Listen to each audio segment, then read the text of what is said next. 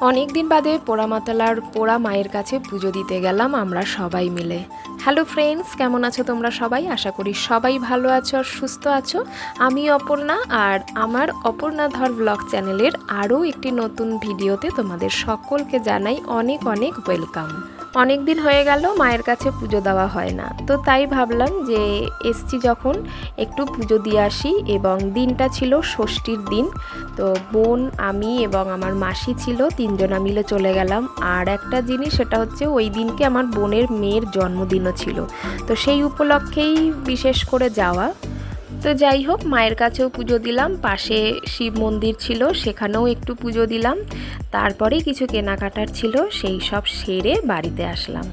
তো এই হচ্ছে মন্দির। তোমরা তো অনেকেই শুনেছো বা অনেকেই দেখেছো, সেখানে গেছো, পুজো দিয়েছো। এখানে তো বেশ বেশ জাগ্রত এখানকার পোড়া মা। তো অনেকেই এখানে নবদ্বীপে ঘুরতে আসলে কিন্তু এই পোড়ামাতলায় পুজো দিয়ে যায়।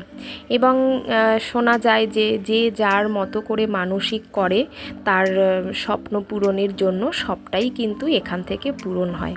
তো যাই হোক, আমিও গেলাম, পুজো দিয়ে আসলাম। এবং তারপরে আশেপাশে অনেক দোকান আছে, তো সেখান থেকে কিছু কেনাকাটা করলাম। তো মাসির ইচ্ছা ছিল শাঁখা পরবে, তো সেই কারণে এখানে একটা দোকানে এসেছি, এই দাদার দোকানে।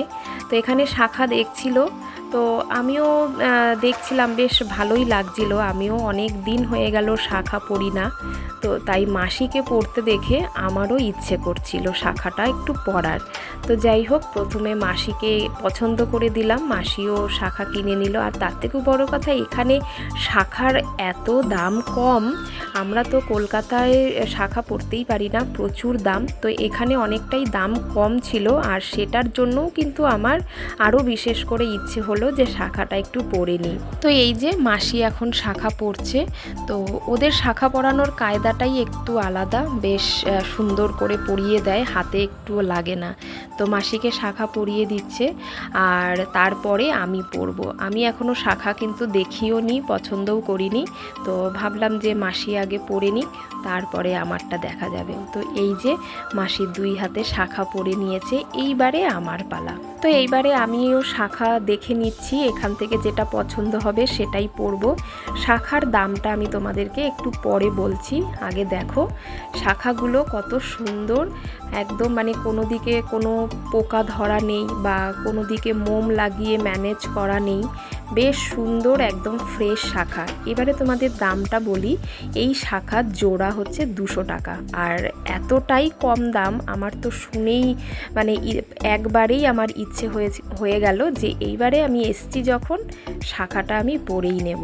তো সেই কারণে আমিও একজোড়া শাঁখা পরে নিলাম। তো কেমন লাগছে তোমরা একটু দেখে বলো। আমি একটা শর্ট ভিডিও ছেড়েছিলাম, তোমরা কিন্তু দেখেছো সেই ভিডিওটা, অনেক ভালোবাসা দিয়েছো, আমার খুব ভালো লেগেছে। তো এই ভিডিওটাও দেখো, আশা করি তোমাদের ভালো লাগবে। আর যদি ভালো লাগে অবশ্যই একটা কমেন্ট করো, লাইক করো, আর হ্যাঁ, চ্যানেলটা সাবস্ক্রাইব করে কিন্তু আমার সঙ্গে থেকো। তো আজকে তোমাদের সাথে একটা খুব খুশির খবর আমি শেয়ার করছি, সেটা হলো আমার চ্যানেলের কিন্তু 100 সাবস্ক্রাইবার কমপ্লিট হয়ে গেছে। আমার এত আনন্দ হচ্ছে, এত ভালো লাগছে, তোমাদেরকে বলে বোঝাতে পারবো না। খুব ভালো লাগছে যে আমার চ্যানেলটাও একটু একটু করে গ্রো করছে। তোমরা আমার মানে সঙ্গে আছো, এটা জেনেই আমার খুব ভালো লাগছে। তো দেখো, এইবারে আমার মাসি তার ঘরের ঠাকুরের জন্য কিছু গয়নাগাটি কিনে নিয়েছে।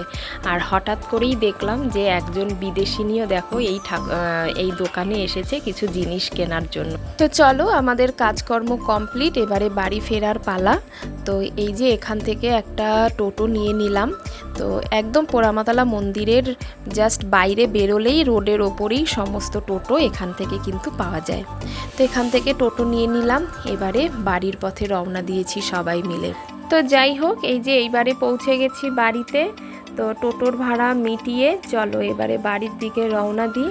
আসলে মেন রোডে টোটো থেকে নেমে কিছুটা হেঁটে গলির ভেতরে আমাদের বাড়িতে যেতে হয়, তো সেটাই এখন যাচ্ছি। এই যে টোটো থেকে নেমেছি রাস্তায়, এবারে আমরা বাড়ির দিকে যাচ্ছি। আজকে সকাল সকাল স্নান করার জন্য আমার প্রচণ্ড ঠান্ডা লেগে গেছে। বাড়িতে গিয়ে প্রচণ্ড মাথার যন্ত্রণা করছিল আর ভীষণ শরীর খারাপ করছিল। তো এরপরে আর সেই কারণে ভিডিও করতে পারিনি, ছবিও তুলতে পারিনি। আর বাড়িতে এসে দেখছি মা রান্নাবান্নায় ভীষণ ব্যস্ত। তো যাই হোক, শরীর খারাপের জন্য তো ছবি বা ভিডিও কোনোটাই করতে পারিনি। একেবারে চলে এসেছি সন্ধেবেলা। আর তোমাদেরকে তো আগেই বললাম আমার বোনের মেয়ের জন্মদিন ছিল, তো সেই হিসাবেই একটু সাজগোজ চলছিল। তো এই যে দেখতেই পাচ্ছ, ওর বাড়ির থেকে ওর দিদি, ভাই, পিসির ছেলে, জ্যাঠার ছেলে সবাই মিলে এসেছে। আর আমাদের বার্থডে গার্ল তো সবাইকে পেয়ে একেবারে ভীষণ এক্সাইটেড।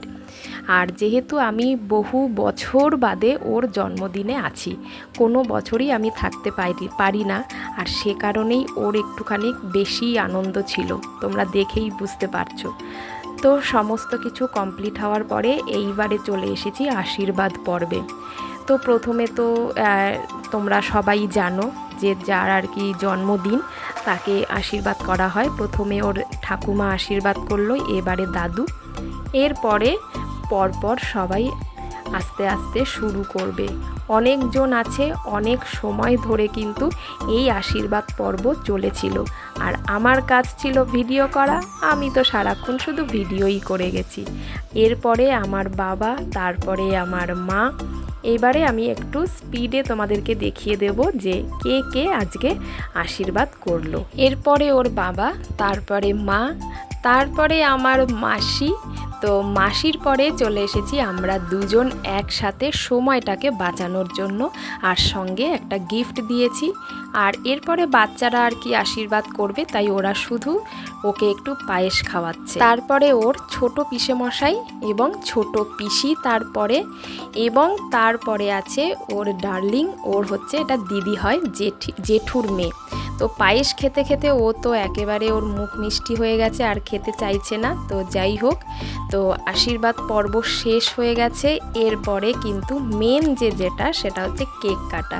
তো চলো এবারে আমরা কেকটা কেটে ফেলি, আর তোমরাও দেখতে থাকো। তো বাবা একটু রেগে গিয়েছিল, হঠাৎ করে একজন স্প্রে করে দিয়েছে কেকের ওপরে, তাই আমার বাবা একটু রেগে গিয়ে ওকে একটু বকাঝকা করছে। তো যাই হোক, ছোট মানুষ, ও বুঝতে পারেনি, তো সেই কারণে ওটা এখন বন্ধ করা আছে। আর দেখো, কেক কাটার পরে বার্থডে গার্ল প্রথম কেকটাও নিজেই খেয়েছে, তার কারণ ওর আশেপাশেও কাউকে পাচ্ছেই না কেক খাওয়ার জন্য। আর কেকটা সরিয়ে নেওয়ার পরে বার্থডে গার্ল তো খেপে গেছে একেবারে। তো দেখো ওর নাচ, এমনিতেই ও ছোটোর থেকেই নাচ শেখে, একটু ও ভালো নাচতে পারে। আর আজকে যেন ও একটু বেশি পাগলা হয়ে গেছে, আর যে কারণে কেক কাটার পরে ওর নাচ। আর এই নাচের সাথে যোগ দিয়েছে ওর মেশো, ইন্দ্রনীল। আর ইন্দ্রনীল আর দেখো ভাগ্নি নাচ শুরু করে দিয়েছে। এরপরে কি ইন্দ্রনীল তার বউকে ছাড়ে, এরপরে দেখো আমাকে ডাকবে যে তুমিও আসো, আমি একা কতক্ষণ নাচবো একা একা। তো চলো দুজনা মিলে একসাথে নাচি। আর কেউ নাচতে জানি না লজ্জা পাচ্ছিল কি না। তো যাই হোক, ওকে সঙ্গ দেওয়ার জন্য প্রথমে ওর দিদি, তারপরে আমিও চলে গেলাম। বোনের মেয়ে আমারও মেয়ে, তো মেয়ের জন্মদিনে মাসি সবাই তো নাচবেই, মাসি মেশো সবাই মিলে নাচছে। ও ভীষণ মজা করেছে, এবং ও যেটা আমাকে বলল ওর এক্সপিরিয়েন্স, যে সব থেকে বেশি আমি কিন্তু এই বছরই আমার জন্মদিনে এনজয় করেছি। একটা ব্লুটুথ স্পিকারের সাথে মোবাইল কানেক্ট করে গান বাজানো হয়েছিল, আর সেই তালে তালে আমরা নাচ করছিলাম। তো যাই হোক, মাঝখানে নেটওয়ার্কের প্রবলেমের জন্য আর আমাদের নাচটা কন্টিনিউ করতে পারিনি। তো তারপরে বসে গেছে সবাই মিলে ডিনার করতে, কারণ বাড়ি ফিরবে, রাতও হচ্ছে। তো সেই কারণে ওদের বাড়ির যারা ঠাকুমা, দাদু, পিসেমশাই যারা এসেছিল তাদেরকে আগে বসিয়ে দেওয়া হয়েছে। তারপরে আমরা তো ঘরের লোক, তো সেই কারণে তারপরে আমরা বসেছি। আর আজকের মেনু ছিল ফ্রাইড রাইস, মাটন, বেগুনি, আর হচ্ছে আলুর দম। তো যাই হোক, চলো আজকের ভিডিও এখানেই শেষ করছি। সবাই ভালো থেকো, সুস্থ থেকো, সবাইকে টাটা।